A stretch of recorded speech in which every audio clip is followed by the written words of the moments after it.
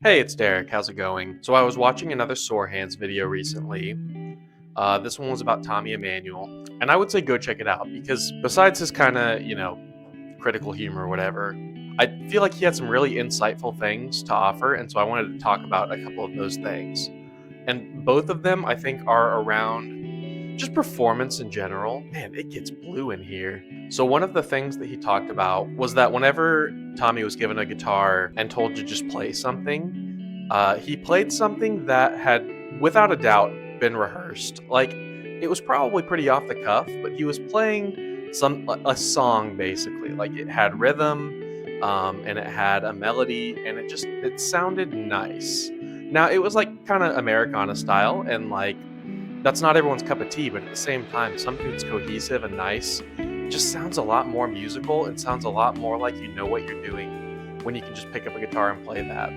Like, I want to paint a picture for you. Imagine you're walking into a guitar center, and one or more people are holding a Schecter, playing into a metal zone or something similar. And that's not to knock on Schecters and metal zones. This is just to paint a picture. And they are sweeping, and they are chugging, and they are pinch harmonicking. And like, sure, it's impressive, but for the most part, even if it's just one person and it's not three people trying to play over each other, it really is just noise, right? I mean, it's whether you're into that style or not, it really just sounds like noise. And I think that's because it's more or less noodling. I mean, it's kind of metal noodling, but there's something that's just not very musical about someone who sits down and plays scales, and that's it. And like, they play scales and they play triads and they play whatever else that doesn't have a structure to it. As opposed to, now picture you walk into a guitar center and someone's holding a guitar and they're playing a classical piece, or they're playing a jazz tune with the melody and the chords behind it, or they're playing even some Americana type of song that has that, 1/5 bass line underneath it and some arpeggiated stuff. There's just a level of cohesiveness to it that I think just makes someone sound a lot more musical and a lot more like a musician than someone who's sitting down and playing scales, right? I mean, like, I'm the first person who, like, if you hand me a guitar and say play something, I freeze up. I don't know what to play. I don't have something like that. Actually, I guess that's not entirely true. I've got a couple of songs that I could just kind of pull out and they would work and they would sound nice. Or nice-ish. I don't know if they're YouTube ready. But the point is that I think it's worth, as a musician, as a guitarist,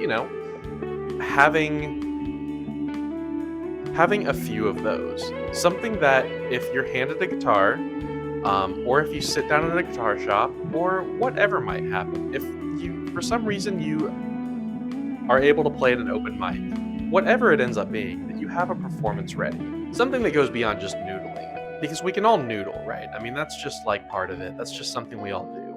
That's what this channel's all about. But I think the people who tend to have people watching them and listening to them are the people who they just know how to play music. They have a musical quality about them. One other example that I would bring up is there's a YouTuber named Thor Jensen. I would go look him up, find any of his videos, and he opens with a little like kind of Americana or jazzy type of song that he's just able to pull out and have a nice bass line, have nice like melody and harmony with it.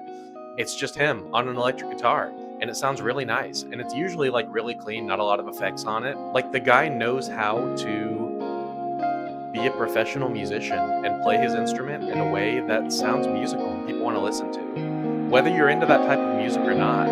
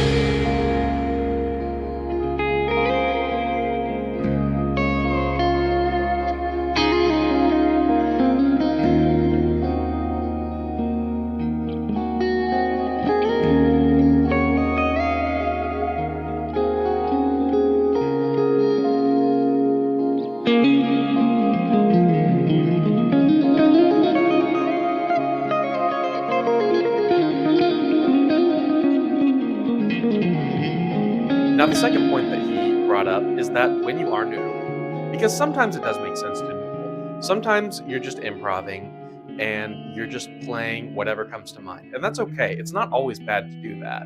But I think when you do, once again, it's not just about playing scales. It's about having have some kind of cohesion in mind. And this can go into playing solos like with music behind it or not. But even if you're noodling and you're just playing around on your scales and arpeggios and stuff, like have a chord progression in mind that you're following.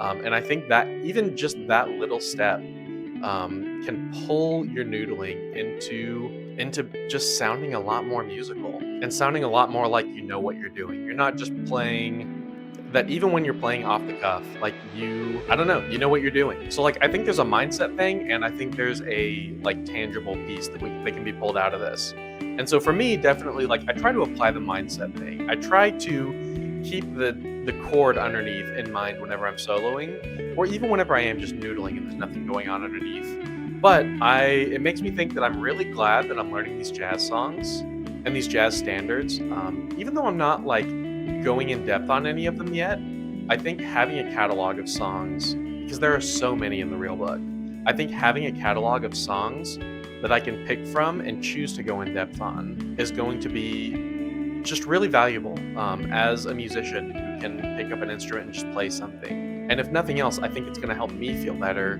when I'm asked to just play something. So anyways, that's about it. Hope you enjoyed the jam I threw in there, and if you made it this far, I would love it if you hit that like button. It'd be really cool if you subscribed if you enjoy this type of thing, and say, hey, I would love to hear from you. In fact, I have a question for you, if you want to answer it in the comments. When someone tells you to play something, assuming it doesn't freak you out, or even if it does, what do you play? Do you have like a couple of songs that you just pull out, or do you just kind of like freeze up like I do? Anyway, thanks for being here. I'll see you in the next one.